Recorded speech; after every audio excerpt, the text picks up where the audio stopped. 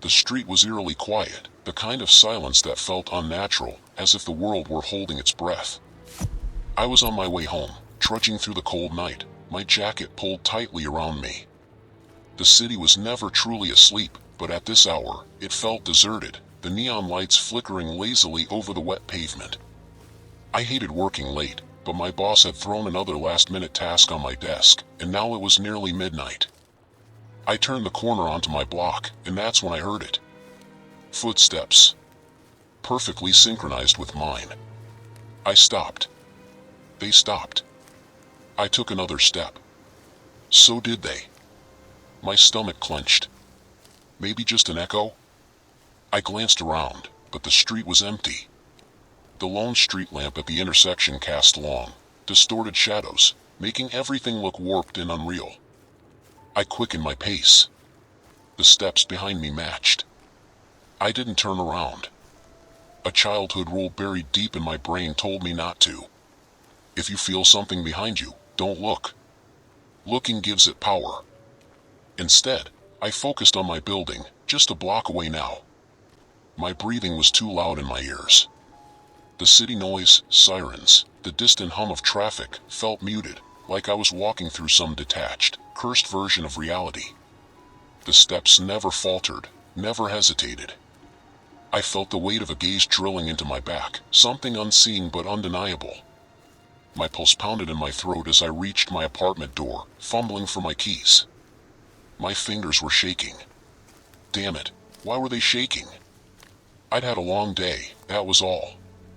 Just exhausted. Just paranoid. And then, just as I slipped the key into the lock, I felt the breath. Cold. Wrong. Too close. A whisper, almost playful, slithered into my ear. You shouldn't have seen me. A scream tangled in my throat, but I choked it down. I shoved the door open, slammed it shut behind me, bolted it, and pressed my back against the wood. My lungs were fighting for air, my head spinning. I stood there, frozen, waiting for something, anything, to happen. Minutes passed. Nothing. I forced myself to take deep breaths. I was inside. Safe. I hadn't even seen anything, so whatever that voice had meant was nonsense. A stress-induced auditory hallucination. That's what it had to be. The apartment was dark except for the dim glow of the streetlight filtering through the blinds. I moved to the bathroom, splashed cold water on my face, and avoided looking in the mirror. The uneasy sensation lingered, like something had followed me inside, but that was impossible. I was alone. Still, as I turned off the faucet, I couldn't shake the feeling. And when I finally dared to glance up at the mirror, my stomach twisted into a knot. Because just for a second, no more than a flicker, I saw it. A shadow behind me. I spun around so fast I nearly lost my balance, my breath caught in my throat, my body rigid with the kind of primal terror that made your limbs feel heavy and useless. The bathroom was empty. The small space, with its off-white tiles and cluttered sink, felt normal, too normal, as if it were deliberately trying to convince me that nothing had just happened. But I knew what I had seen, even if it was only for a split second. A dark silhouette, featureless, standing just behind me, so close I should have felt its presence. The air was still, thick with the scent of damp towels and cheap hand soap, but something about it felt wrong, like the oxygen itself had changed, growing heavier, colder. I let out a shaky breath and forced myself to move, to leave the bathroom before my own fear trapped me there. The hallway was just as I had left it, silent, dim, with the soft hum of the refrigerator in the next room offering the only sign of normalcy. I made my way to the living room, flipped on a lamp, and sank onto the couch, my muscles finally unclenching. Maybe I was overtired, maybe my brain was playing tricks on me, maybe this whole night was just one of those moments where exhaustion warped reality. I told myself that, repeated it like a mantra, but the whisper still echoed in my head, the words wrapping around my thoughts like vines, tightening every time I tried to push them away. I shouldn't have seen it. But I hadn't, not really. Not until the mirror. And now, no matter how much I tried to convince myself otherwise, I couldn't shake the feeling that I wasn't alone. I turned on the TV, needing some kind of background noise, something to drown out the suffocating silence, but even that didn't help. The shadows in the room felt deeper than they should have been, stretching too far, lingering too long. Every time I shifted my gaze, I had the unsettling impression that something had just moved out of sight, retreating before I could catch it. My apartment had never felt this alien before. I tried to sleep, but every time I closed my eyes, my body jerked awake, convinced that something was standing over me, watching, waiting. I left the lamp on, even though the light felt useless, like it wasn't reaching the corners of the room the way it should. Eventually, exhaustion won, and I must have dozed off, but it wasn't real sleep, it was that horrible in-between state, where your mind drifts just enough to lose control, yet your body remains hyper-aware. And in that place, in that half-sleep, I felt it again. Something shifted at the foot of my bed. A soft rustle, the kind that could have been fabric or breath or something worse. I was paralyzed, my body refusing to respond, my lungs struggling to pull in air. I knew, with every fiber of my being, that if I opened my eyes, I would see it. The thing I wasn't supposed to see. The thing that had followed me home. My heart pounded against my ribs as I lay there, motionless, pretending to be asleep, pretending I didn't feel the weight of its presence pressing against the room. And then, just as the silence became unbearable, the mattress shifted ever so slightly, as if something had leaned in closer. A whisper, so quiet I almost thought I imagined it, brushed against my ear. "You still see me." I moved before I could think, my body reacting on pure instinct, launching myself off the bed and scrambling for the light switch. The room flooded with warm, artificial brightness, and I spun around, breathless, chest heaving. Nothing. The room was empty. But my closet door, which I knew for a fact had been shut before I went to bed, was now open just a crack. I stared at the gap in the closet door, my pulse hammering so hard I could feel it in my throat, in my fingertips, in every nerve of my body. The apartment was silent, but not the kind of silence that brought peace. It was a vacuum, a dead space where sound should have been but wasn't, as if something was waiting for me to break it, to acknowledge its presence. My breath was too loud. My thoughts were too loud. Every inch of me screamed to move, to run, to do anything but stand there like some helpless idiot staring at a half-open closet like a child afraid of the dark. But the truth was, I was afraid of the dark now, because I wasn't sure it was empty anymore. I took a step forward, every muscle in my body tense, my limbs moving like they weren't entirely mine. The air near the closet felt colder, subtly wrong, and the moment I reached for the door, I hesitated.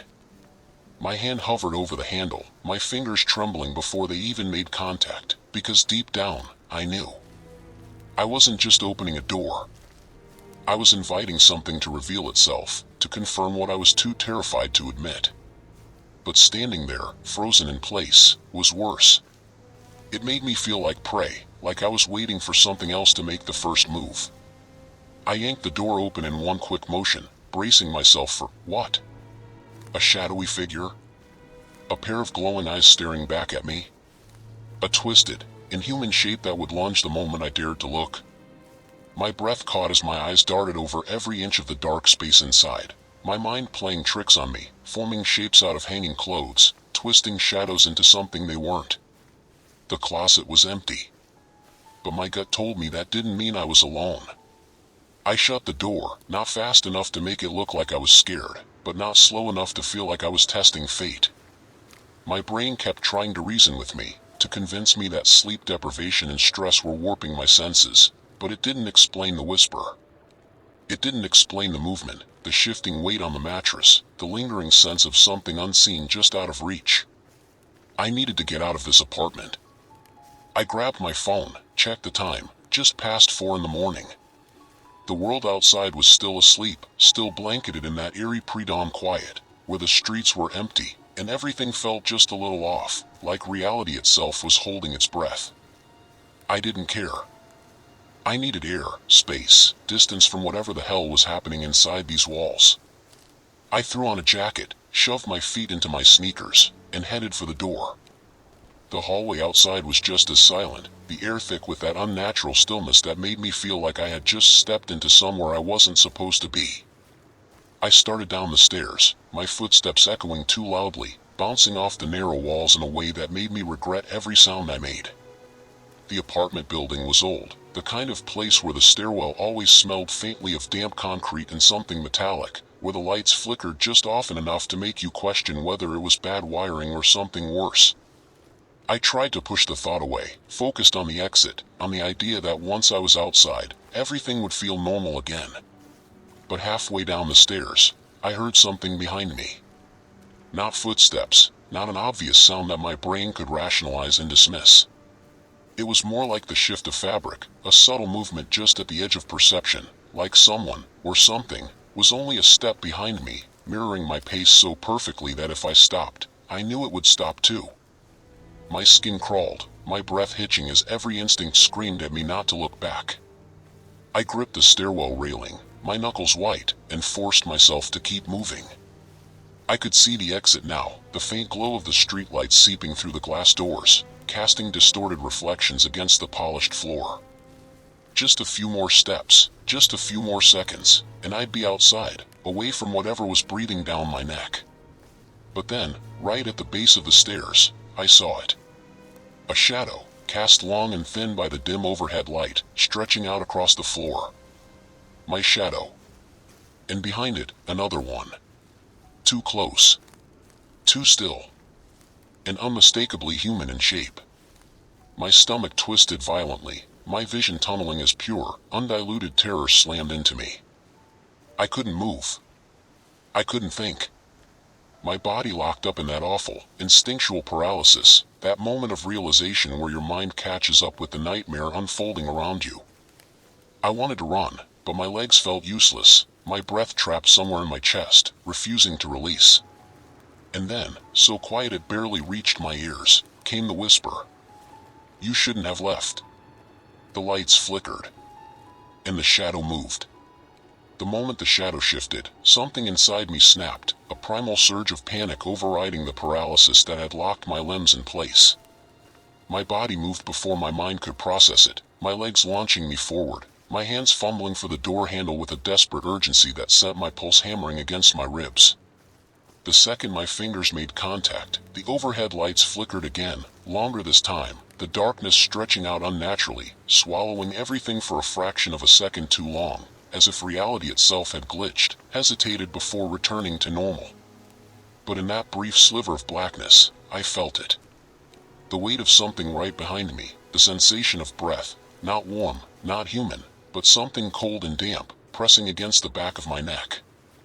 I yanked the door open with so much force it slammed against the wall, the sound echoing through the empty street as I stumbled outside, the sudden rush of cool night air doing nothing to slow the terror burning through me. I spun around, half expecting to see something standing just beyond the threshold, some grotesque, impossible figure waiting in the dim glow of the flickering stairwell light. But there was nothing, just the heavy steel door swinging slightly from the force of my escape, the hallway behind it looking exactly as it always had, as if I had imagined everything, as if the apartment, the mirror, the whisper had all been some cruel hallucination crafted by an overtired brain.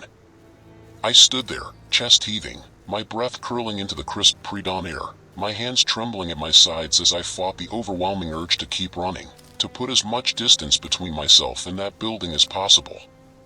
But where would I go? Nowhere felt safe, nowhere felt far enough. The world outside should have been comforting, should have reassured me that whatever had been in my apartment, whatever had whispered to me in the dark, was confined to that space, unable to cross the invisible threshold separating the unnatural from the mundane. But the street felt just as wrong as the stairwell had. The silence stretched too thick, the streetlights casting halos of pale, artificial glow onto empty sidewalks that seemed too empty, as if the city itself had gone still, holding its breath in anticipation of something unseen. I forced myself to move, shoving my hands into my jacket pockets to steady their shaking, my feet carrying me down the sidewalk in hurried, uneven strides. I didn't have a destination, just an overwhelming need to be somewhere else, somewhere with people, with noise, with proof that I wasn't alone in whatever was happening. But the further I walked, the more the world around me seemed to warp, subtly at first, a street light buzzing louder than it should, a stop sign standing at an intersection that I knew hadn't been there before, the distant sound of a car engine revving but never approaching, as if the city was shifting in ways just beneath the surface of perception.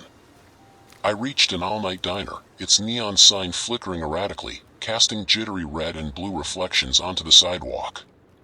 The windows were fogged from the heat inside, and for the first time all night, I felt a flicker of relief. People. Light.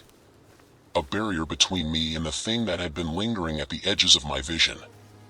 I pushed through the glass door, the small bell above it jingling, the scent of burnt coffee and greasy food washing over me like a wave of something almost comforting. The diner was nearly empty, just a lone waitress behind the counter, a middle-aged man hunched over a cup of coffee at the far end of the room, and a radio playing some old song too quietly for me to make out the lyrics. I slid into a booth near the window, forcing myself to breathe, to steady the erratic thudding of my heart, to convince myself that this place was safe, that I had left whatever it was behind. The waitress shuffled over, her expression unreadable, eyes tired in a way that suggested she had seen her fair share of night wanderers seeking refuge from whatever demons chased them. "You look like you've seen a ghost," she said, her voice flat, not unkind, but lacking the curiosity most people would have in a situation like this. I tried to respond, to say something that would make me sound normal, rational, but the words caught in my throat, and all I could manage was a weak nod. She sighed, pulled out a notepad. "Coffee?" I nodded again, and she walked away without another word, leaving me alone with the distant hum of the radio and the quiet clatter of dishes from the kitchen. I pressed my palms against the table, focusing on the sticky surface beneath my fingers, on the small, mundane details of the world around me, grounding myself in the ordinary. But no matter how much I tried to ignore it, the feeling lingered, that awful, skin-crawling awareness that I was still being watched. I glanced at the window, half expecting to see a shadow standing just beyond the glass, staring in at me from the empty street. Instead, I saw my own reflection. And standing behind me, in the glass, was something else. Not a shadow. Not a trick of the light. A figure, vague, featureless, its form shifting slightly, as if it wasn't fully solid, as if it existed in some in-between state, flickering at the edges of reality. It was standing just over my shoulder, closer than anything should have been able to get without me noticing. My breath hitched, my muscles locking in place as pure, undiluted terror rooted me to the spot. And then, as if sensing my recognition, it moved. Its head tilted, slow and deliberate, like it was acknowledging me. And in the reflection, just beneath the hum of the radio, just low enough that it might have been my own thoughts whispering back at me, I heard it again. "You still see me." The diner lights flickered. And the reflection smiled. I forced myself to break free from the paralysis, but every movement felt impossibly heavy, as if the air around me had thickened into something dense, sticky, almost tangible. I barely managed to lift my hand, feeling my fingers tremble, but I didn't touch the table where its imprint remained. Instead, I clenched my fist, focusing on something real, something familiar, the rain still pouring outside, the cafe still standing in place, the fact that this thing, this shadow, was still just sitting across from me. It didn't move. It was simply waiting. "Don't look back." The thought struck me, burning, almost instinctive. I didn't know where it had come from, but it felt like the truth, like a law that could not be broken. I averted my eyes from the silhouette, forcing myself to focus on something else. Breathe. Stand up. Walk out. Do not look into the reflection. But my body refused to obey. The radio crackled again. At first, it was a whisper. And then, I heard breathing. Deep, heavy, raw. It wasn't coming from the figure in front of me. It was coming from everywhere. I felt something shift in the space behind me. A barely perceptible movement. A draft brushing against the back of my neck. "Don't look back." I clenched my teeth, my jaw tightening with tension. The voice on the radio changed. It became lower. Almost gentle. But there was something horrifying in that gentleness, something wrong, something not human. "You're almost mine." Click. The light went out. Darkness swallowed me whole. I saw nothing, but I felt it. A hand on my shoulder. Cold. A presence behind me. Something that knew I had seen it. Something that would never let me go.